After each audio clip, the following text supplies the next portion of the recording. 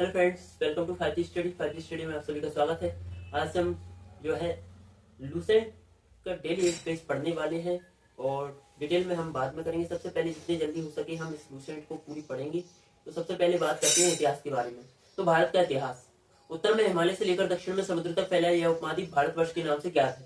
उत्तर में हिमालय से लेकर दक्षिण में समुद्र तक फैला यह उपमहाद्वीप भारतवर्ष के नाम से ज्ञात है, जिसे महाकाव्य तथा पुराणों में भारतवर्ष अर्थात भरतों का देश तथा यहाँ के निवासियों को भारतीय अर्थात भरत की संतान कहा गया है। भरत एक प्राचीन कबीले उत्तर पश्चिम में रहने वाले लोगों का एक समूह का नाम था। भरत जो था एक प्राचीन कबीले उत्तर पश्चिम में रहने वाले लोगों के एक समूह का नाम था। इसका उल्लेख ऋग्वेद में भी मिलता है।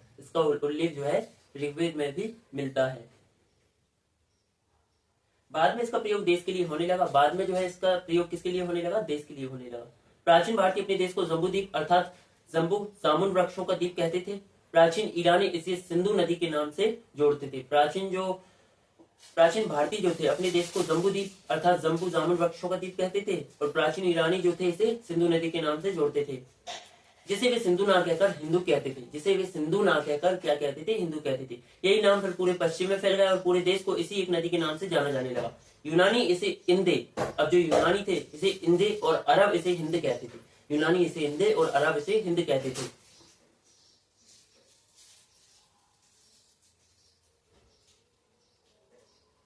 मध्यकाल में इस देश को हिंदुस्तान कहा जाने लगा। यह शब्द भी फारसी शब्द हिंदू से बना है। अब यह शब्द भी जो हिंदुस्तान शब्द है यह शब्द भी फारसी शब्द हिंदू से बना है। यूनानी भाषा के इंदे के आधार पर अंग्रेज इसे इंडिया कहने लगे। अब जो यूनानी भाषा का जो इंदे है, इंदे के आधार पर अंग्रेज इसे इंडिया कहने लगे। विंध्य की पर्वत श्रृंखला जो है देश को उत्तर और दक्षिण दो भागों में बांटती है। उत्तर में इंडो यूरोपियन परिवार की भाषाएं बोलने वालों की और दक्षिण में द्रविड़ परिवार की भाषाएं बोलने वालों का बहुमत है। उत्तर में इंडो यूरोपियन परिवार की भाषाएं बोलने वालों की और दक्षिण में द्रविड़ परिवार की भाषाएं बोलने वालों का बहुमत है। भारत की जनसंख्या का निर्माण जिन प्रमुख नस्लों के लोगों के मिश्रण से हुआ है, अब जो भारत की जनसंख्या है उनका निर्माण जिन प्रमुख नस्लों के लोगों के मिश्रण से हुआ है वे इस प्रकार है: proto Australoid, palaeo Mediterranean, Caucasoid, Negroid और Mongoloid. Proto Australoid, palaeo Mediterranean, Caucasoid, Negroid और मंगोलाइड। भारतीय इतिहास को अध्ययन की सुविधा के लिए तीन भागों में बांटा गया है: प्राचीन भारत, मध्यकालीन भारत एवं आधुनिक भारत। सबसे पहले इतिहास को तीन भागों में बांटने का श्रेय जर्मन इतिहासकार क्रिस्टोफ सेलेरियस को जाता है। सबसे पहले इतिहास को तीन भागों में बांटने का श्रेय जो है जर्मन इतिहासकार क्रिस्टोफ सेलेरियस को जाता है। ये कब से कब तक थे? 1638 से 1707 ईस्वी तक। 1638 से 1707 ईस्वी तक। फिर बात करते हैं प्राचीन भारत की। तो प्राचीन भारतीय इतिहास के स्रोत। प्राचीन भारतीय इतिहास के विषय में जानकारी जो है मुख्यतः चार स्रोतों से प्राप्त होती है: धर्म ग्रंथ, ऐतिहासिक ग्रंथ, विदेशों का विवरण व पुरातत्व संबंधी साक्ष्य। चार प्रमुख स्रोतों से प्राप्त होती है। उनमें पहला है धर्म ग्रंथ, दूसरा है ऐतिहासिक ग्रंथ, तीसरा है विदेशों का विवरण और चौथा है पुरातत्व संबंधी साक्ष्य। तो सबसे पहले धर्म ग्रंथ एवं ऐतिहासिक ग्रंथ से मिलने वाली महत्वपूर्ण जानकारी। सबसे पहले हम बात करते हैं धर्म ग्रंथ एवं ऐतिहासिक ग्रंथ से मिलने वाली महत्वपूर्ण जानकारी के बारे में। भारत का सर्वप्राचीन धर्मग्रंथ वेद है। अब जो भारत का सर्वप्राचीन धर्मग्रंथ क्या है? वेद है, जिसके संकलनकर्ता महर्षि कृष्णद्वैपायन वेदव्यास को माना जाता है। जिसके संकलनकर्ता किसे माना जाता है? महर्षि कृष्णद्वैपायन वेदव्यास को माना जाता है। वेद वसुधैव कुटुंबकम का उपदेश देता है। भारतीय परंपरा वेदों को नित्य तथा अपौरुष में मानती है। अपौरुष में यानी कि जो किसी पुरुष के द्वारा नहीं लिखे गए हैं। ठीक है, तो वेद चार है: ऋग्वेद, यजुर्वेद, सामवेद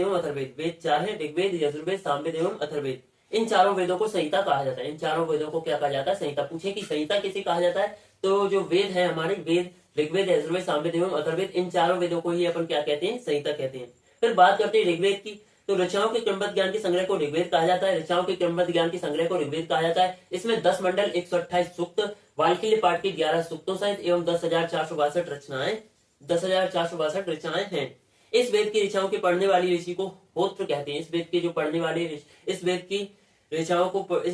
के पढ़ने वाले ऋषियों को क्या कहते हैं? होत्र कहते हैं।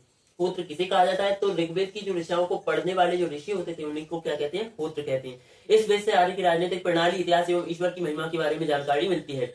इस वेद से जो है आर्य की राजनीतिक प्रणाली, इतिहास एवं ईश्वर की महिमा के बारे में जानकारी मिलती है। विश्वामित्र द्वारा रचित ऋग्वेद के तीसरे मंडल में सूर्य देवता सावित्री को समर्पित प्रसिद्ध गायत्री मंत्र है। यानी कि विश्वामित्र द्वारा रचित ऋग्वेद के तीसरे मंडल में सूर्य देवता सावित्री को समर्पित प्रसिद्ध गायत्री मंत्र है। इसके 9वें मंडल में सोम देवता का उल्लेख है। इसके 9वें मंडल में किसका उल्लेख है? सोम देवता का उल्लेख है। इसके 8वें मंडल की हस्तलिखित रचनाओं को खिल कहा जाता है। ऋग्वेद के 8वें मंडल की हस्तलिखित रचनाएं जो है, हाथ से लिखित जो रचनाएं, उनको खिल कहा जाता है। ऋग्वेद का सबसे बड़ा मंडल 10वां मंडल है। इसमें नदी स्तुति सूक्त यानी कि नदियों की प्रशंसा, पुरुष सूक्त यानी कि वैदिक समाजशास्त्र, नास्तीय सूक्त यानी कि ब्रह्मांड के सृजन से संबंधित विभिन्न अनुमान, सूर्य सूक्त विवाह श्लोक, सूर्य सूक्त यानी कि सूर्य सूक्त जो है उसमें विवाह श्लोक आदि सम्मिलित है। चातुर्वर्ण समाज की कल्पना का आदि स्रोत ऋग्वेद के 10वें मंडल में वर्णित पुरुष सूक्त से है, जिसके अनुसार चार वर्ण ब्राह्मण, क्षत्रिय, वैश्य तथा शूद्र आदि पुरुष ब्रह्मा की क्रमशः मुख, भुजाओं, जंघाओं एवं चरणों से उत्पन्न हुए हैं। धर्मसूत्र जो है, अब बात आती है धर्मसूत्र। धर्मसूत्र 4 प्रमुख जातियों की स्थितियों के बारे में बताता है। धर्मसूत्र जो है 4 प्रमुख जातियों की स्थितियों के बारे में बताता है। धर्मसूत्र 4 प्रमुख जातियों की स्थितियों, व्यवसायों, दायित्वों, कर्तव्यों। धर्मसूत्र जो है 4 प्रमुख जातियों की स्थितियों, व्यवसायों, दायित्वों, कर्तव्यों तथा विशेष अधिकारों में स्पष्ट विभेद करता है। जो धर्मसूत्र जो है स्थितियों, व्यवसायों, दायित्वों, कर्तव्यों तथा विशेष अधिकारों में स्पष्ट विभेद करता है। ऋग्वेद के कई परिच्छेदों में प्रयुक्त अधन्य, अब जो ऋग्वेद के कई परिच्छेदों में, परिच्छेद का मतलब होता है किसी चीज को काट छाट कर अलग कर देना। तो ऋग्वेद के कई परिच्छेदों में प्रयुक्त अधन्य जिसका वध नहीं किया जाता है, इस शब्द का संबंध किससे है? गाय से। अगर पूछ लिया जाए कि अधन्य शब्द का संबंध किससे है, तो अधन्य शब्द का संबंध गाय से है। ऋग्वेद में ब्रह्मा का उल्लेख तो है किंतु आत्मा का नहीं। अब ऋग्वेद में ब्रह्मा का उल्लेख तो है किंतु आत्मा का नहीं। ठीक है।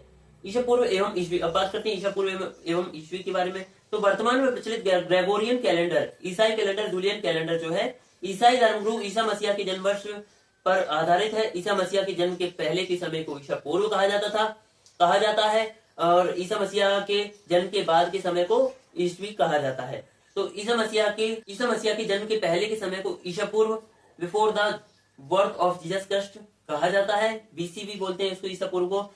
ईसा पूर्व में वर्षों की गिनती उल्टी दिशा में होती है। अब जो ईसा पूर्व है उसमें वर्षों की गिनती कैसी होती है? उल्टी दिशा में होती है। जैसे महात्मा बुद्ध का जन्म 563 ईसा पूर्व में एवं मृत्यु जो है 483 ईसा पूर्व में हुई। यानी कि ईसा मसीह के जन्म के 563 ईसा पूर्व में महात्मा बुद्ध का जन्म एवं 483 ईसा पूर्व मृत्यु हुई। यानी ईसा मसीह के जन्म के 563 वर्ष पूर्व महात्मा बुद्ध का जन्म एवं 483 वर्ष पूर्व मृत्यु हुई। ईसा मसीह की जन्मतिथि से आरंभ हुआ सन ईस्वी कहलाता है। ईसा मसीह की जन्मतिथि से आरंभ हुआ सन ईस्वी कहलाता है। इसके लिए संक्षेप में ई लिखा जाता है। ई को लैटिन भाषा के शब्द एडी में भी लिखा जाता है। एडी यानी कि एनो जिसका शाब्दिक अर्थ है in the year of Lord Jesus Christ. Anno Domini यानी कि in the year of Lord Jesus Christ. Vincent Arthur Smith ने प्राचीन भारत का पहला सुव्यवस्थित इतिहास अर्ली हिस्ट्री ऑफ इंडिया में 1904 में तैयार किया। विंसेंट आर्थर स्मिथ ने प्राचीन भारत का पहला सुव्यवस्थित इतिहास अर्ली हिस्ट्री ऑफ इंडिया 1904 में तैयार किया। इस पुस्तक के 1/3 भाग में केवल सिकंदर का आक्रमण वर्णित है। इसमें भारत को स्वेच्छाचारी शासन वाला देश कहा गया है, जिसे ब्रिटिश शासन की स्थापना से पहले कभी राजनीतिक एकता का अनुभव नहीं हुआ था। उन्होंने लिखा है, वस्तुतः भारतीय इतिहासकारों को सरोकार शासन के एकमात्र स्वरूप तानाशाही से ही है। वामन अवतार के 3 पगों के आख्यान का प्राचीनतम स्रोत कौन सा है? तो ऋग्वेद है। वामन अवतार के 3 पगों के आख्यान का जो प्राचीनतम स्रोत है वो ऋग्वेद है। यानी कि वामन अवतार के 3 पगों के आख्यान के बारे में ऋग्वेद में बताया गया है। वामन अवतार भगवान वामन श्री हरि के पहले ऐसे अवतार थे जो मानव रूप में प्रकट हुए थे। अब जो वामन अवतार भगवान वामन श्री हरि के पहले ऐसे अवतार थे जो मानव रूप में प्रकट हुए थे। उनके पिता कश्यप ऋषि एवं माता अदिति थी। उनके पिता जो थे कश्यप ऋषि थे एवं माता अदिति थी। वे मौनी ब्राह्मण के रूप में जन्मे थे। भागवत पुराण के अनुसार वामन अवतार का उद्देश्य भगवान विष्णु द्वारा इंद्र को पुनः स्वर्गलोक पर अधिकार दिलाना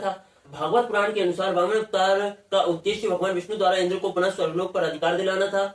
वामन भगवान को दक्षिण भारत में उपेंद्र के नाम से भी जाना जाता है। पूछा जाए कि वामन भगवान को दक्षिण भारत में किसके नाम से जाना जाता है, तो वामन भगवान को दक्षिण भारत में उपेंद्र के नाम से जाना जाता है। प्राचीन इतिहास के साधन के रूप में वैदिक साहित्य में ऋग्वेद के बाद सतपथ ब्राह्मण का स्थान है। प्राचीन इतिहास के साधन के रूप में वैदिक साहित्य में ऋग्वेद के बाद सतपथ ब्राह्मण का स्थान है। अब बात करते हैं यजुर्वेद के बारे में। तो सस्वर पाठ के लिए मंत्रों तथा बलि के समय अनुपालन के लिए नियमों का संकलन यजुर्वेद कहलाता है। इसके पाठकर्ता को अर्धवर्यु कहते हैं। इसके बाद जो है हम नेक्स्ट क्लास में पढ़ेंगे। ठीक है। नेक्स्ट पेज जो है अगली क्लास में पढ़ेंगे। यजुर्वेद के लिए हमने पढ़ लिया, यजुर्वेद तक हमने पढ़ लिया है। यजुर्वेद के बाद सामवेद, फिर अथर्ववेद, फिर ब्राह्मण, आरण्यक तथा उपनिषद, फिर वेदांग एवं सूत्र, पुराण, बौद्ध, जैन एवं अन्य साहित्य, ये सभी अपन पढ़ेंगे कल की क्लास में। तब तक के लिए वीडियो अगर अच्छा लगा हो तो वीडियो को लाइक करके चैनल को सब्सक्राइब जरूर कर लेना। मिलेंगे हमारी नेक्स्ट वीडियो में, तब तक के लिए जय हिंद, जय भारत।